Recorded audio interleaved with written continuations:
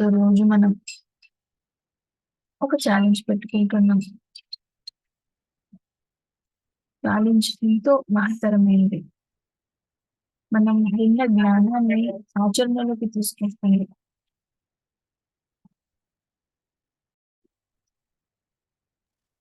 మనం విన్న జ్ఞానాన్ని ఆచరణలో తీసుకురావడానికి మనకి హెల్ప్ చేస్తుంది. సహాయం చేస్తుంది.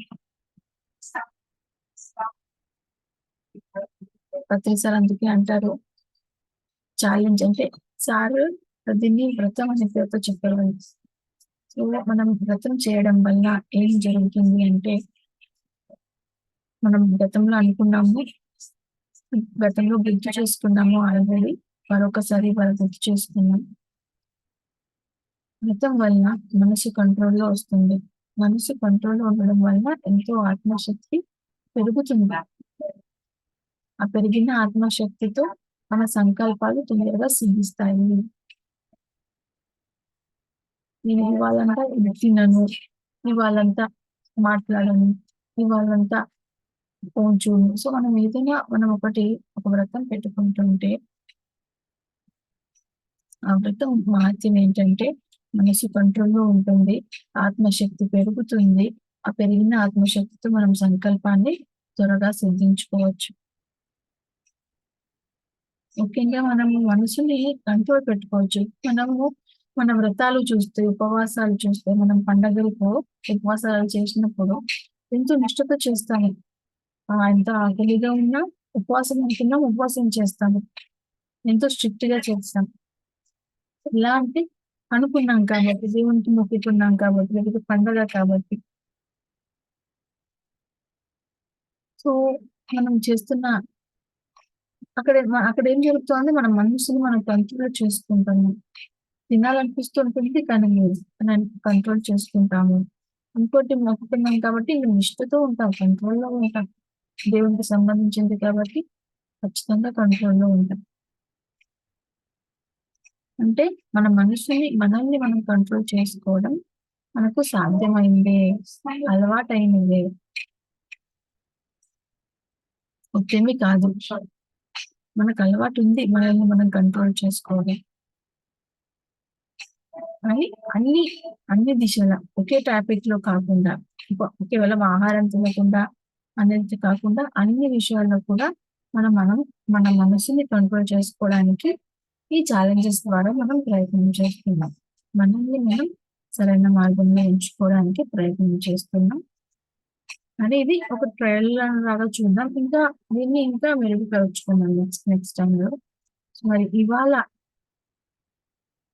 మన ఛాలెంజ్ వచ్చేసి, ఇవాళంతా అనవసరంగా ఫోను చూడం. ఇప్పుడు మనమందరము ఫోనుకి అడిక్ట్ అయిపోయాము. ఎంతవరకు ఫోన్‌ని టచ్ చేయొచ్చు అంటే, ఫోన్ కాల్ వస్తే మాట్లాడేంత వరకే. ఎంతో అవసరం ఉంటేనే మనము మన వైపు నుంచి కాల్ చేయాలి. లేదు అంటే మెసేజ్ చేయాలి. అంతవరకే అలౌ.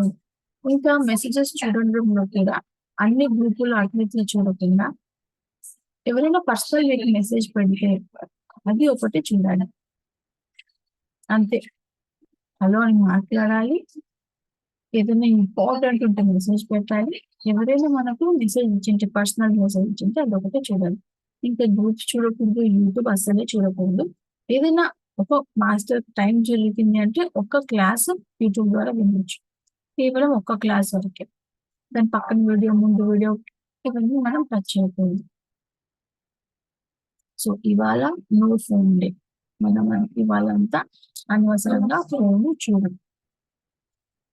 ఇది మన ఛాలెంజ్. సో, అందరం కళ్ళు మూసుకుందాం. కళ్ళు మూసుకొని ఒకసారి గట్టిగా అనుకుందాం.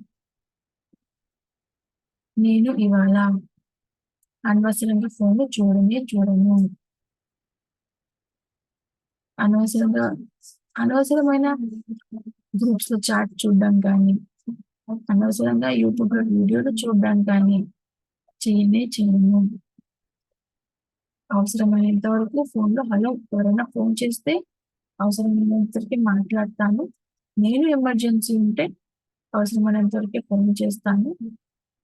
అదే ఇంపార్టెంట్ మనకి ఎవరైనా మెసేజ్ ఇచ్చింటే, అవసరమైన మెసేజ్ ఉంటే ఒకటి మెసేజ్ ఈ ఫలానా టైంలో క్లాస్ ఉందని ఏదైనా ఇంపార్టెంట్ మెసేజ్ ఉంటే అది చూద్దాం. ఇప్పుడు నా వరకు పిల్లల క్లాస్ ఉంటుంది. సో టీచర్ మెసేజ్ పెడుతుంది ఈ టైంలో జాయిన్ అవ్వండి. సో అంతవరకు మాత్రమే మనం చూద్దాం. మిగతా గ్రూప్లు మనం చూడం. అనవసరంగా యూట్యూబ్ అసలే చూడం.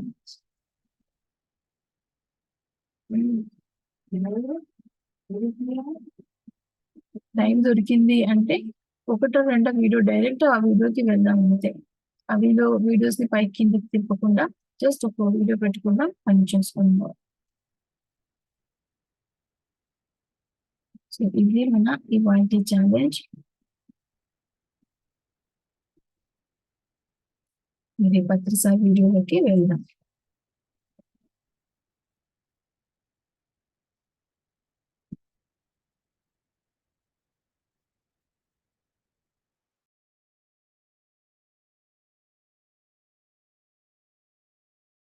తీసేస్తూ ఉంటారు మనం ఎదగాలంటే. చీరల మీద తర్వాత నాకే అనిపించింది మార్చుకుందామని వదిలేశాను.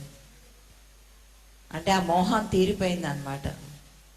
చీరల మీద మోహం తీరిపోయింది. మాస్టర్స్ ఒక్కొక్క మోహాన్ని అలాగా తీసేస్తూ ఉంటారు మనం ఎదగాలంటే. మనిషికి మోహం ఉండాలా ఉండకూడదా? ఉండొచ్చు, మితిమీరి ఉండకూడదు. ఉండొచ్చు.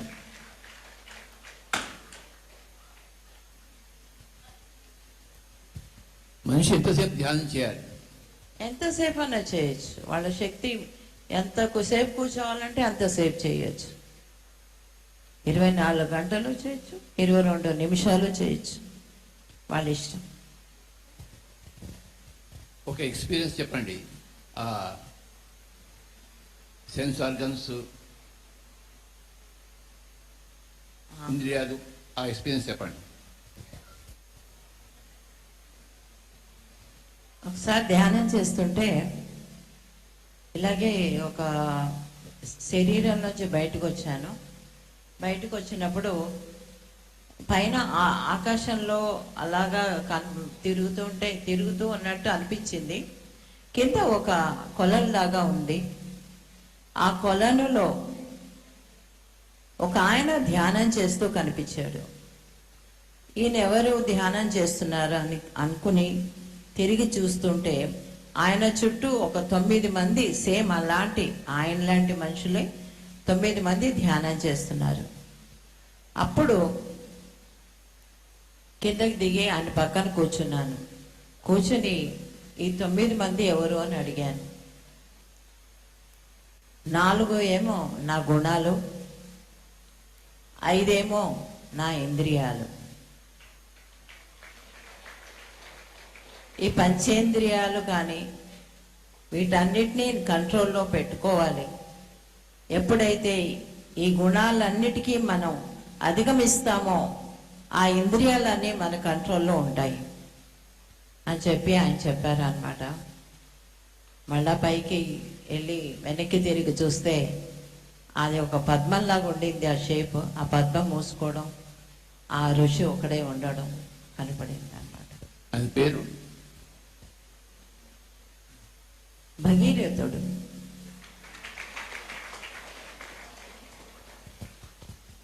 ఇంకోసారి కర్నూలులో ఒకసారి వినాయక చవితి ఉత్సవాల్లో మీరు 25 కేజీలతో వండితే 600 మందికి భోజనం పెట్టి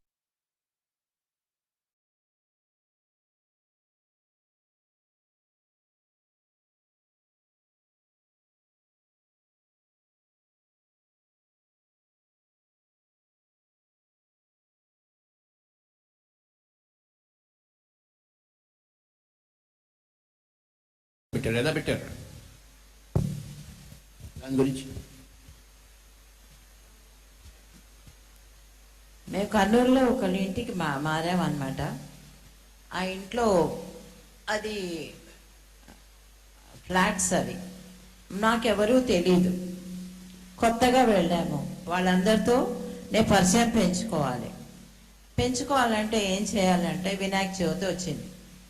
వినాయక చవితి నాడు ఒక విగ్రహం అంటే చేద్దామని ప్రతి ఇంటికి వెళ్ళి ఒక 100 రూపాయలు డొనేషన్గా అడిగి వాళ్ళందరి దగ్గర తీసుకుని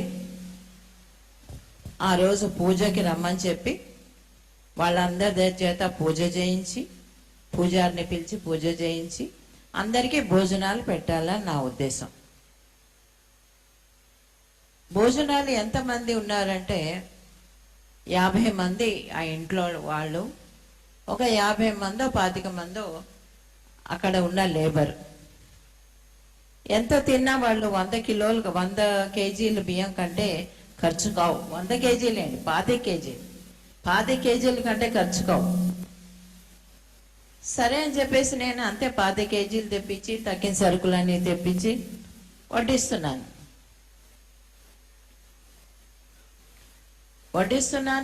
తింటున్నారు, విస్తలాకులు తెస్తున్నాను, అలా వడ్డిస్తూనే ఉన్నాను. కానీ ఎంతకీ కూడా కిందకి వెళ్ళి చూడండి అన్నీ అయిపోయినాయి అంటే 3 అవుతుంది, పైకి వస్తారు, ఏమీ అవ్వలేదు, ఖాళీ అవ్వలేదు. ఇంకా అలాగే విస్తళ్ళు తెప్పిస్తున్నాను. అలాగా 50 మంది 75 మంది తినాల్సింది 750 మంది తిన్నారు.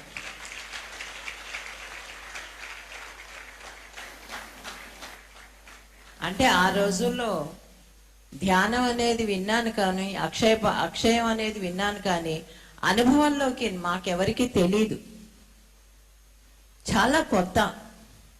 కనుక అది నాకు చాలా అద్భుతంగా అనిపించింది. ఇప్పుడు మనం ధ్యానం చేస్తున్న ప్రతి ఇంట్లోనూ అక్షయంగానే ఉంది.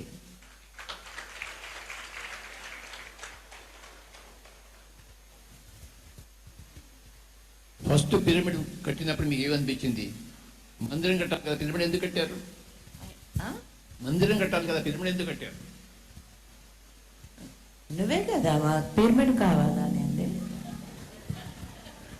అది నువ్వు మందిరం కావాలని పట్టుబట్టాలి కదా. నేను అంత పట్టుబట్టే అంత ఐడియా లేదు, పట్టుపట్టాలి అని తెలియదు నాకు.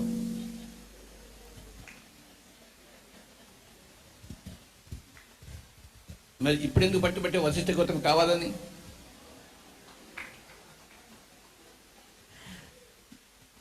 ఇప్పుడు ఎందుకు కావాలన్నానంటే ఇది నది ఒడ్డునుంది, చాలా అద్భుతంగా ఉంటుంది. గోదావరి, నాకు నదులు అంటే చాలా ఇష్టము, ప్రకృతి అంటే చాలా ఇష్టము.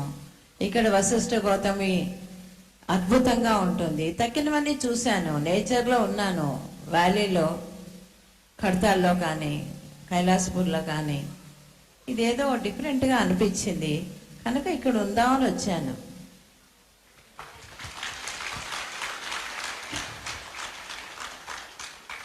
లక్ష్మణరావు గారి గురించి చెప్పండి. లక్ష్మణరావు గారు తలుచుకుంటే ఏమన్నా చేయగలరు. అది లక్ష్మణరావు గారు అద్భుతమైన పిరమిడ్ మనకి ఇస్తారు. అది లక్ష్మణరావు గారు. ఎప్పుడూ నవ్వుతూ ఉంటారు. అదే లక్ష్మణరావు గారు.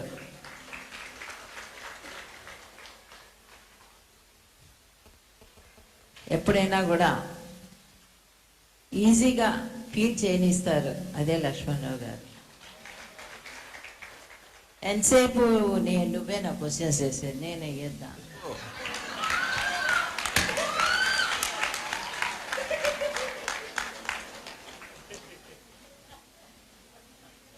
ఎన్ని పెద్ద పెద్ద పిరమిడ్లు ఉన్నాయి కదా, మళ్ళా ఇంకా ఇంకా ఇంకా కావాలని ఎందుకు అనిపిస్తుంది నీకు? మనిషి ఆశ ఎప్పుడు చావదు, ఏం చేద్దాం?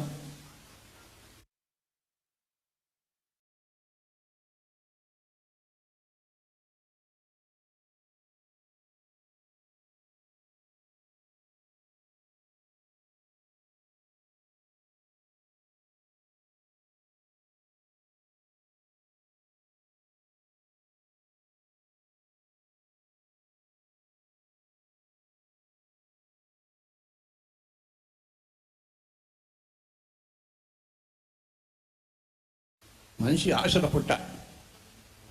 కోరికల పుట్ట. ఒకదాంతో కోరిక పుడుతూనే ఉంటుంది. అయితే తెలుసుకోవాల్సింది ఏంటంటే ఎన్ని కోరికలు పెట్టినా అన్ని కోరికలు తీసుకునే సమర్థత కూడా కలిగి ఉన్నాడు మానవుడు.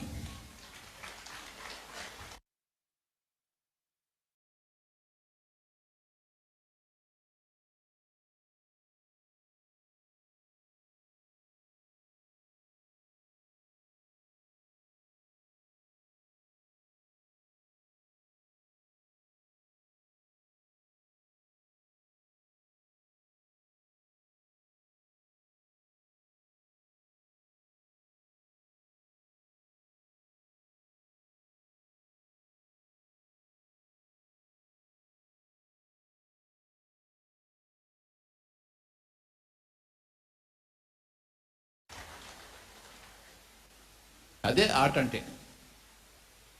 మనకున్న సమర్థత ఎన్ని ఆటలైనా ఆడుకోవచ్చు, అంటే ఎన్ని పిరమిడ్లన్నా కట్టుకోవచ్చు, ఎన్ని పిరమిడ్లైనా కట్టుకోవచ్చు. మన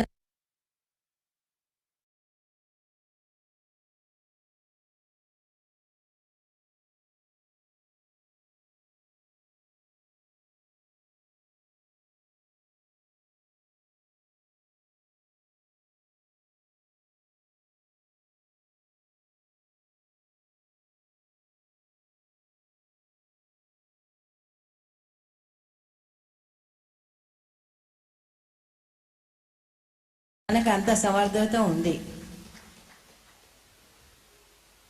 ఏదైనా చేయొచ్చు మనిషి, ఎంతైనా చేయొచ్చు. ప్రతి మనిషిలో అనంతమైన సామర్థ్యం ఉంది. ఒక లతా మంగేష్కర్ ఎన్ని పాటలు పాడింది? ఒక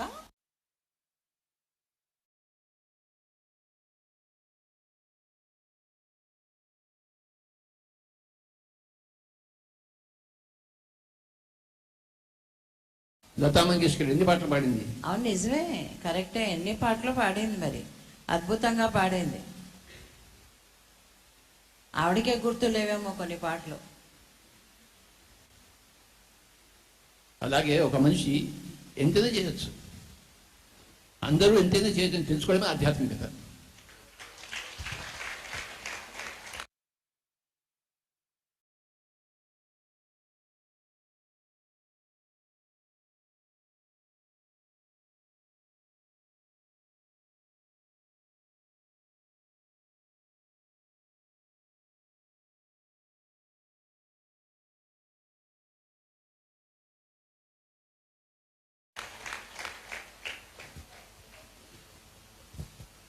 ఎంతైనా లోకాన్ని పాటు చేయొచ్చు, ఎంతైనా లోక కళ్యాణం చేయరు. రెండు.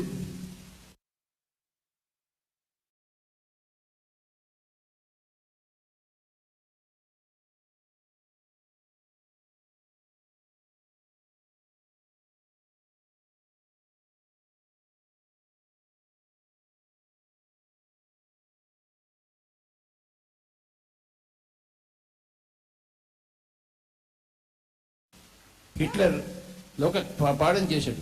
ఎంతమంది చంపాడు లెక్కేలేదు హిట్లర్. కరెక్ట్. ఎంతమంది చంపాడు హిట్లర్? లక్షల మంది చంపాడు.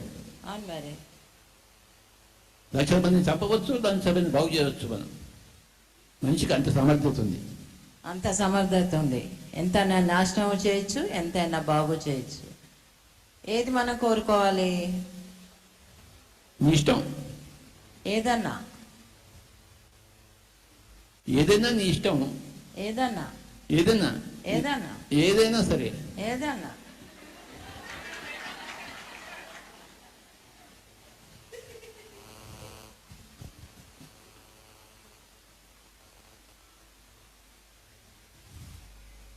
ఏదైనా చేయొచ్చు, దాని ఫలం అనుభవించవచ్చు. ఆహా.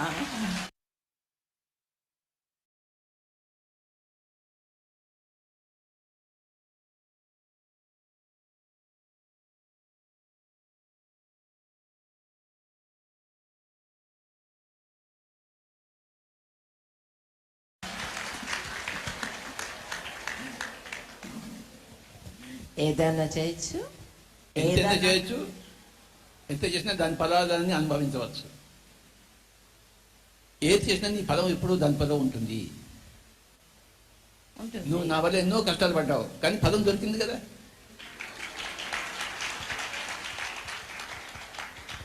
నా వల్ల సుఖం పొందింది తక్కువ, కష్టం పొందింది ఎక్కువ నువ్వు. ఎందుకంటే నాతో పెరగడం చాలా కష్టం, అది అందరికీ తెలుసు. నేను చాలా మొండి వెధవను కనుక ఎన్నో కష్టాలు పడ్డావు నువ్వు, కానీ ఫలితం వస్తుంది. ఫలితం వస్తుందని అప్పుడు తెలియదు.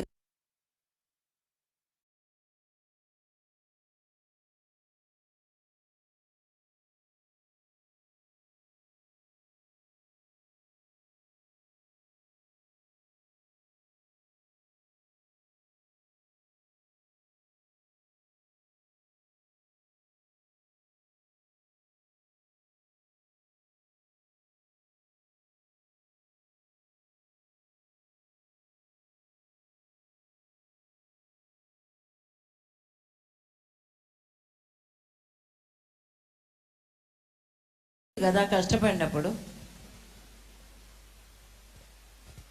అప్పుడు కష్టంగానే ఉంటుంది, తర్వాత ఫలితం ఇదిగా ఉంటుంది అని. ఇప్పుడు వెధ పనులన్నీ చేస్తుంటారు, మంచి పనులు చేస్తుంటారు.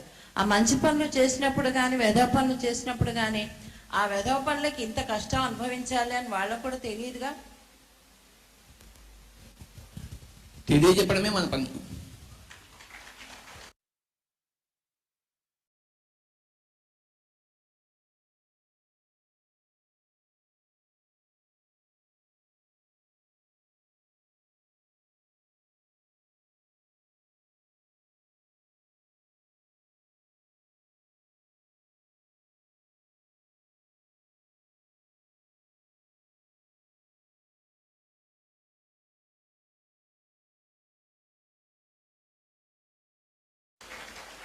ఆ తెలియజెప్పడం కోసమే పిఎస్ఎస్ఎం వచ్చింది.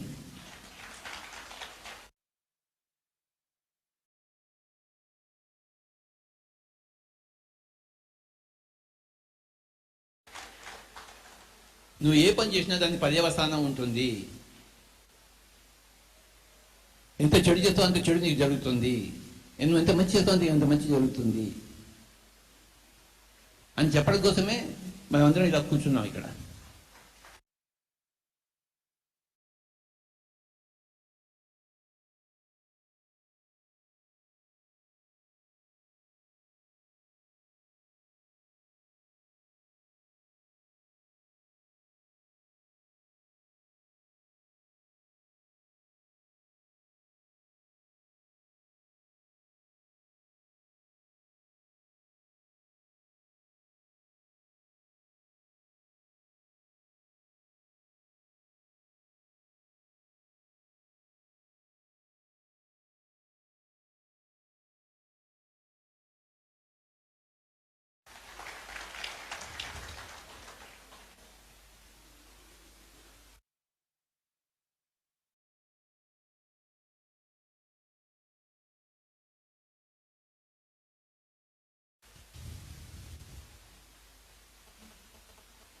ఇంకేంటి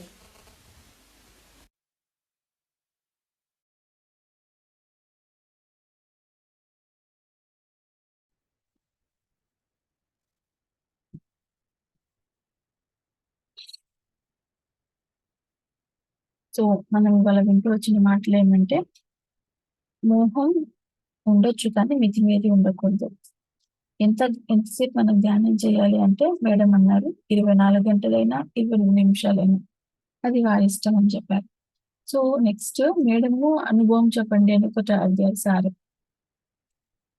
సార్ మన ఇంద్రియాల గురించి, మన జ్ఞానేంద్రియాలు, ఈ కళ్ళు, ముక్కు, చెవులు, నాలుక, చర్మం, ఇవి మన 5 జ్ఞానేంద్రియాలు.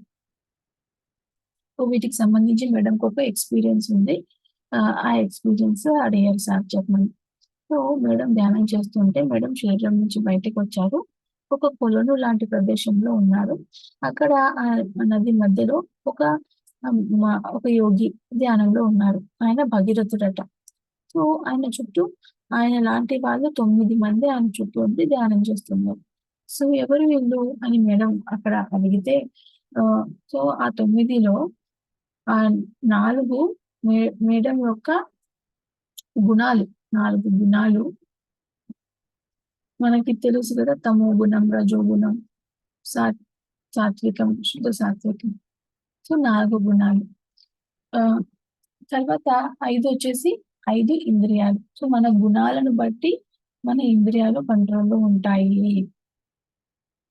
సో ఎప్పుడైతే మనం మన గుణాలను కంట్రోల్ చేసుకుంటే మన ఇంద్రియాలు కూడా కంట్రోల్లోకి వచ్చేస్తాయి అని ఆయన ఆ ముని మెసేజ్ ఇచ్చారంట. సో ఆ మెసేజ్ ఇవ్వగానే ఆ 9 మంది మాయమయ్యారు. అది ఎవరా అని చూస్తే భగీరథుడు అని వేడని చెప్పారు. అలాగే ఒకసారి కర్నూలు అనుభవం మనకు అర్థమయ్యే ఉంటుంది. మేడం వారు 75 మందికి వండితే 750 మంది తిన్నారంట. అక్కడ భోజనం అక్షయమైంది అన్నారు మేడము. సో అలా ప్రతి ఒక్క పిరమిడ్ మాస్టర్కి ఇది అనుభవమే. ఎంతో మందికి వండుంటారు, ఎంతో మంది తినేసింటారు. అలాగే మందవరం సదానంద యోగి గారు సమాధి అయినప్పుడు అలాగే అన్నదానం చేస్తున్నారు. ఎంతో మంది వచ్చారు ఎక్స్పెక్ట్ చేసిన దానికన్నా. ఎంతో మంది వచ్చినా అక్కడ భోజనం ఇలాగే సరిపోయిందంట, వడ్డిస్తూ వెళ్ళారంట. సో అలా అన్నమాట. ఇంకా ఎన్నో ఉంటాయి ప్రతి పిరమిడ్ మాస్టర్ లైఫ్ లో ఈ అక్షయం కథ జరిగే ఉంటుంది. ఇంకా మేడం ఎప్పుడు మీరైనా అడిగేది నేను అడుగుతాను ప్రశ్నలు అని అడిగారు. ఇన్ని పిరమిడ్లు ఉన్నాయి కదా, ఇంకెందుకు కొత్త పిరమిడ్లు రావాలని మీకు కోరిక అని అంటే సార్ అన్నారు, మనిషి ఆశ ఎప్పుడు చావదు. మనిషి ఆశల పుట్ట, కోరికల పుట్ట. తెలుసుకోవాల్సింది ఏమంటే ఎన్ని కోరికలు పుట్టినా అన్ని కోరికలు తీర్చుకునే సమర్థత మనిషి కలిగి ఉన్నాడు. మనకు ఉన్న సమర్థతతో ఎన్ని ఆటలైనా ఆడొచ్చు, ఎన్ని పిరమిడ్లైనా కట్టొచ్చు. ఒక లతా మంగేష్కర్ ఎన్ని పాటలు పాడింది? అందరూ ఎంతైనా చేయొచ్చు అనేదే ఆధ్యాత్మికత. ఎంతైనా లోకానికి పాడు చేయొచ్చు, ఎంతైనా లోకానికి కళ్యాణం చేయొచ్చు. ఉదాహరణకు హిట్లర్ ఎంతో నాశనం చేశాడు. సో ఏదైనా చేయొచ్చు, ఎంతైనా చేయొచ్చు, దాని ఫలితం అనుభవించవచ్చు. ఏదైనా చేయొచ్చు, మీ ఇష్టం. అదే మనకి ఇచ్చిన ఫ్రీ విల్. ఎప్పుడైతే మనము ఒక ఇండివిజువల్ సోల్ అవుతామో, మనం ఇది గతంలో తెలుసుకున్నాము. మనం ముందు రాళ్ళల్లో ఉంటాం, రాళ్ళ నుంచి మొక్కల లెవెల్కి వస్తాం, మొక్కల లెవెల్ నుంచి జంతువు లెవెల్కి, జంతువుల నుండి మానవ లెవెల్కి. జంతువులు మనిషి ఒకే లెవెల్కి సంబంధించిన వాళ్ళు. సో ఎప్పుడైతే మనం మానవ లెవెల్కి వస్తామో, జంతువు లెవెల్ వరకు సామూహిక ఆత్మ ఉంటుంది. అంటే 2 ఆవులకు కలిసి ఒక ఆత్మ, 6 కుక్కలకు కలిసి ఒక ఆత్మ, సామూహిక ఆత్మ ఉంటుంది. కానీ మనిషి జన్మ స్టార్ట్ అయినప్పుడు ఇండివిజువల్ సోల్, అంటే ఒక శరీరానికి ఒక ఆత్మ లాగా. 2-3 శరీరాలు కలిసి ఒక ఆత్మ కాకుండా ఒక శరీరానికి ఒక ఆత్మ అనేది మానవ జాతికి వచ్చినప్పుడు స్టార్ట్ అవుతుంది. సో ఇక్కడ ఎప్పుడైతే మానవ జాతి స్టార్ట్ అవుతుందో అప్పుడు మనిషికి ఫ్రీ విల్ అనేది ఇవ్వబడింది, ఏదైనా చేయొచ్చు అని. కానీ ఏదైనా చేయొచ్చా, ఎంతైనా చేయొచ్చా అంటే దాని ఫలితం అనుభవించాలి కూడా. ప్రతి ఒక్కరూ తాము చేసిన కర్మ యొక్క ఫలితం ఖచ్చితంగా అనుభవించే తీరాలి.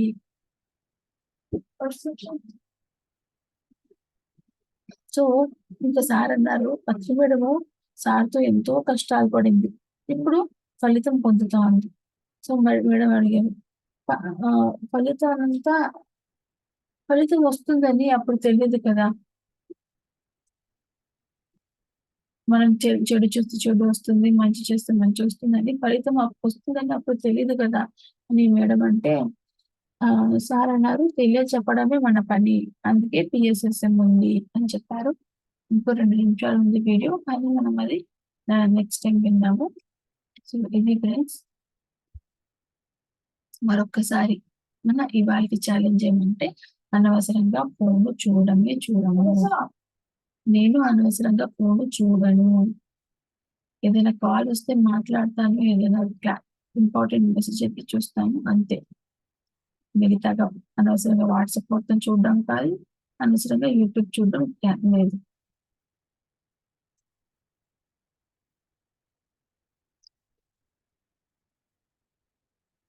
సో ఇది ఫ్రెండ్స్ మన ఇవాళ సెషన్ ఎవరైనా మాట్లాడాలనుకుంటే దయచేసి అన్మ్యూట్ చేసుకోండి.